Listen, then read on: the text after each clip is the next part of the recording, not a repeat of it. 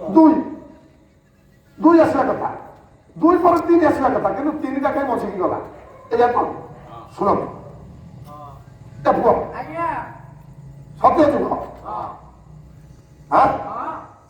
ସତ୍ୟ ଯୁଗରେ ଆମର ଋଷି ହେଲେ କିଏ ହେଲେ ଗୌତମ ଋଷି ବିବାହ କରିଥିଲେ ଅହଲ୍ୟା ପୁଅଟିଏ ଜନ୍ମ ହେଇଥିଲା ତାର ନାମ ହେଉଛି ସଦାନନ୍ଦ ସତ୍ୟ ଯୁଗ ଶୁଣନ୍ତୁ ତାର ପୁଅର ନାମ ହେଲା ସଦାନନ୍ଦ ବହୁ ପାଲାରେ ପ୍ରଶ୍ନ ଆସେ କିନ୍ତୁ ପ୍ରାୟ ଗାୟକ ବସିଲେ ବହି ଦେଖିଲେ ସିନା ହବ ହଁ ପ୍ରଶ୍ନ ଆସେ ପାଷାଣ ହେଇକି ପଡ଼ିଲା ଅହଲ୍ୟା ରାମ ଲକ୍ଷ୍ମଣ ସୀତା ଗଲେ ରାମଙ୍କର ପାଦ ବାଜିଗଲା ଅହଲ୍ୟା ପାଷାଣଟା ମୁକ୍ତି ପାଇଲେ ନିଜ ରୂପକୁ ଧାରିଲେ ଗଲା ଭାରି ରାମ ଲକ୍ଷ୍ମଣ ଡାକୁଛନ୍ତି ଡଙ୍ଗା ପାରି କରିବାକୁ କାହାକୁ ଜୀବରୁ ଜୀବର ଶୁଣୁନି ଭଞ୍ଜ ବହିଲା ବୈଦେଶ ବ୍ୟାସ ବନ ପ୍ରାର୍ଥନା ଯେତେବେଳେ ଡାକୁଛନ୍ତି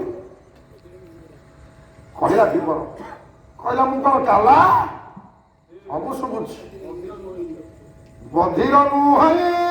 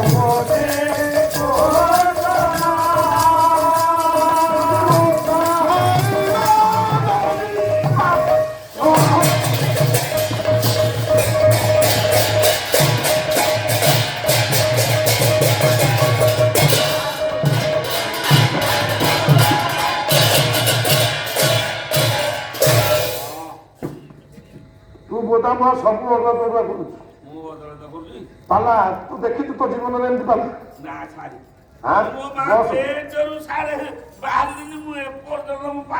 କରୁଛୁ ବସିକି କଣ ମୋ ମା ପେଟରୁ ଠିକ ସେ କଣ କରୁଛୁ ଆଜ୍ଞା ମା ପେଟରୁ କହୁନୁ ହଁ ସେଇଆ ମୁଁ ଜନ୍ମ ହେଲା ମୋ କାନ ଉଠିଲା ଦିନୁ ମୁଁ ଏମିତିଆ ପାଲା କେବେ ମୁଁ ଦେଖିବି ଆଉ କଣ କହିଲୁ କତ ପଚାରୁଛି ଚନ୍ଦା କଣ କହିଲୁ ମୋ ମା ପେଟରେ ଯେତେବେଳେ ଥେଲି ଯେତେବେଳେ ଯାହା କରୁ ସିଧା ସିଧା କର ଦ୍ୱିତୀୟ ଥାକ ପାଲା ମାରିଦେବି କହ କଣ କହିଲୁ କଣ ହେଇଛି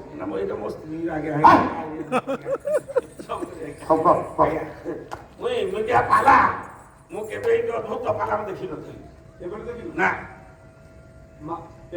ମୁଁ ଜନ୍ମ ହେଲା କେବେ ଦେଖିନି ରସି କଣ ଗୋଟେ କହୁଥିଲା ବେକକୁ ମୋଡ଼ିଦେବି ସିଧା ଯଦି କହିବୁ ଶୁଣୁ ଏଣେ ତେଣେ ସେ ଭାଷା ପ୍ରୟୋଗ କରିବୁନି ଆଜି ମୋ ଧନ ମୋ ବାପା ମୋ ସୁନା ମୁଁ ତତେ କହୁଛି ସିଧା ସଳଖ କହିବୁ ମୋ ବୋଉ ଠାରୁ ଜନ୍ମ ନେଲା ଦିନ ଠାରୁ ମୁଁ ଏମିତି ପାଲା ଦେଖିନି ଏଣେ ତେଣେ କଣ କହୁଛୁ ମାରିଦେବି ଆଜ୍ଞା ମୋ ପାଟିରେ ଦଉନୁ କଣ କରିବି ଭଟିଆ ଭାଷା ଯେହେତୁ ଛୋଟ ଇଏ କେରଳ ମୋ ବୋଉଠୁ ଜନ୍ମ ଆଜ୍ଞା ତ ବୋଉ ତତେ ଜନ୍ମ କରୁଛି ଆଉ ଜନ୍ମ କରିଛି ଆଗଳ ଆପଣ ଜନ୍ମ କରିବେ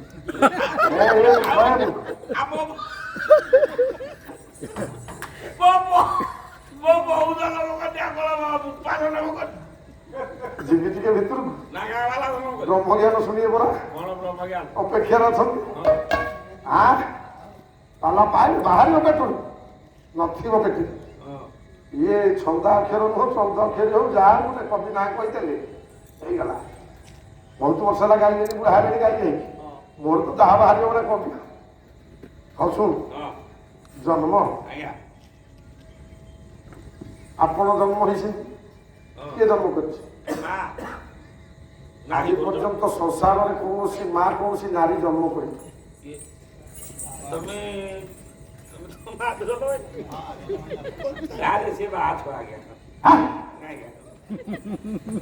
ମୁଁ ଯାହା କହୁଛି ଆପଣଙ୍କୁ ପ୍ରମାଣ ଦେବି। ଆପଣ ମାନେ ଯେତେବେଳେ କହିବେ ନାଇଁ ସାରେ ଆମେ ପ୍ରକୃତରେ ଜନ୍ମ ଆମକୁ ମା ଦେଇନି, ସେତିକି ବେଳେ ମୁଁ ପାଲା ଅନ୍ୟ ଆଡେ ଯିବି, ଖାଲି ପ୍ରମାଣ ଦେଇଯିବି।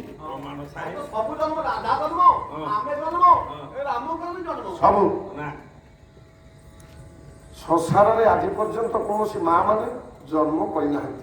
ଏମିତି ଆଚାର ଗାୟକ ମୁଁ ଦୁନିଆରେ ବି ଦେଖି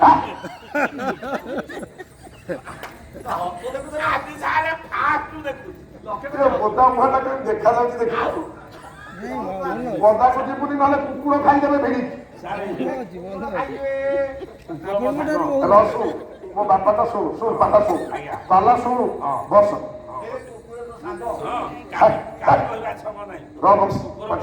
କୁକୁର ଭାଷା ତ ବୁଝିପାରୁଛ?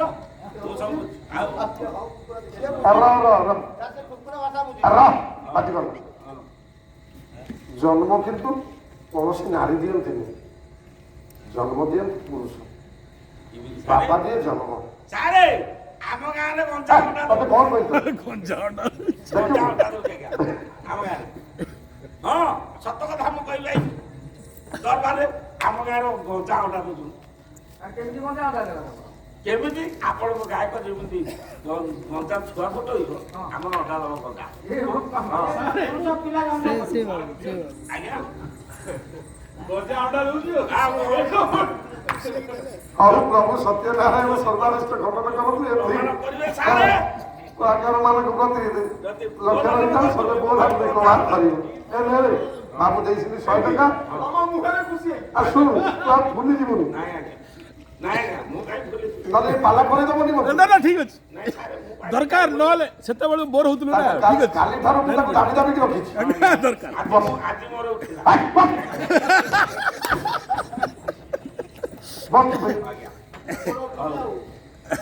ବସ ବସ ବାପା ମୁଁ ପ୍ରମାଣ ଦଉଛି। ଗୋଟି ଗୋଟି କରି ପୁରାଣରୁ ଆଣି ଆମ ସମାଜ ସାମାଜିକ ଭିତରେ ପ୍ରମାଣକୁ ଥୋଇବି, ସମସ୍ତଙ୍କ ପରିବାର ଭିତରେ ପ୍ରମାଣ ଥୋଇବି। ଆପଣ ସେତେବେଳେ କହିବେ ନାଇଁ ପ୍ରକୃତରେ ବାପା ଜନ୍ମ ଦିଏ। କେମିତି ପୁରୁଷ ଜନ୍ମ ଦିଅନ୍ତି? ଗୋଟିଏ ଆପଣମାନେ ଯେ ପ୍ରାର୍ଥନା କରୁଛନ୍ତି ପିଲାମାନେ ସମସ୍ତେ ଜାଣିଥିବେ, ସ୍କୁଲକୁ ପାଠ ପଢିବାକୁ ଗଲାବେଳେ ମା ଆଗ ଅପ୍ରେୟାରଟା କରୁଛେ, କଣ ଗାଉଛେ? ଧନ୍ୟ ହେ ଈଶ୍ୱର